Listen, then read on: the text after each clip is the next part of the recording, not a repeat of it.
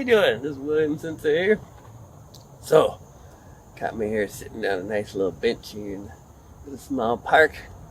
So, today we're going to do a little quick news update of what's going on with the Olympics here in Tokyo 2021.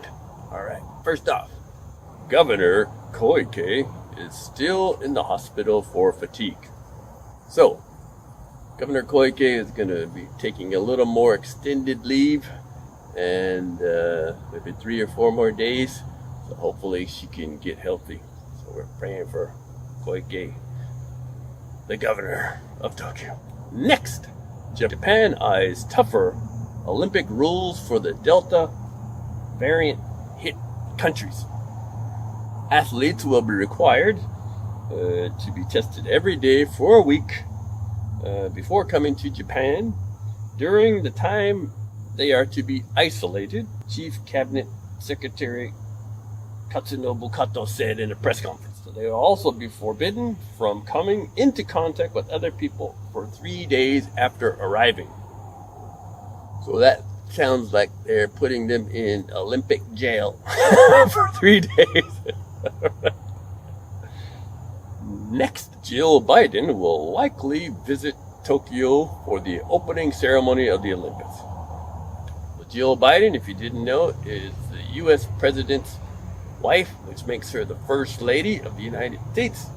So she's planning on coming here, so hopefully things will be safe and good for her. Hope she likes it. Next, the WDA chief said increased doping in a pandemic not particularly worrisome. So if you didn't know what doping is basically using drugs to enhance your performance. So these could be like a type of a steroid or that type of thing, but they get really deep into like a micro doping and try and get past this test and all that type of stuff. So, but they said because of the pandemic last year, the testing had gone down. So even if they were to use these enhancements with the drugs, there wasn't any competitions to gain from this. So that's why they said they weren't that worried. Oh, and a very interesting thing, they will try a new trial method here in Tokyo using dried blood spot testing. So, maybe you athletes know, but they will be using a dried blood spot test, so be careful. Next, many schools in Japan decide not to take children to Olympic events. Yes, canceling more than a half of the 280,000 tickets reserved for them amid worries that the games could further spread the COVID-19. About 60% of these discounted tickets intended for municipalities to purchase for their school children, have been canceled in neighboring prefectures of Chiba, Saitama, and Kanagawa. Now, the interesting thing is the organizers have capped venue capacity at 50 with a maximum of 10,000 people.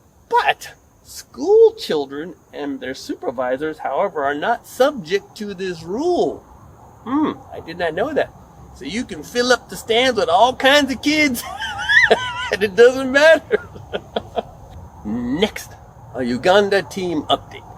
So, after arriving in Osaka, Izumi-Sano, the local health authorities determined that the entire Ugandan team, as well as 8 people, including city officials and a bus driver, had been in close contact with the 2 infected individuals.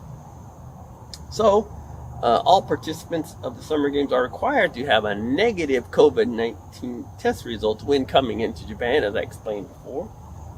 But the cases of the Ugandan team are interesting because those members had received 2 doses of the AstraZeneca vaccine before traveling to Japan. Of course, this is added concern that the Olympics, due to begin on July 23rd, may lead to a spike in COVID-19 cases. Yes, of course. Today, in Tokyo, as I said, it's gone up. So we had confirmed 476 new cases today, which is up like over 130 from yesterday. So here we go again. Alright, so that's all for the update today.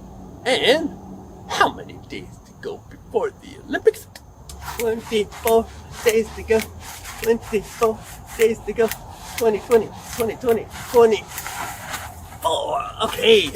Yeah, so 24 days to go before the Olympics. So we want you to mask up, wash your hands, keep the COVID out of your system so we can what? Have a safe and secure games. Right? Okay. So we'll be back with another sports update tomorrow, and we'll see you again. Thank you. Bye-bye.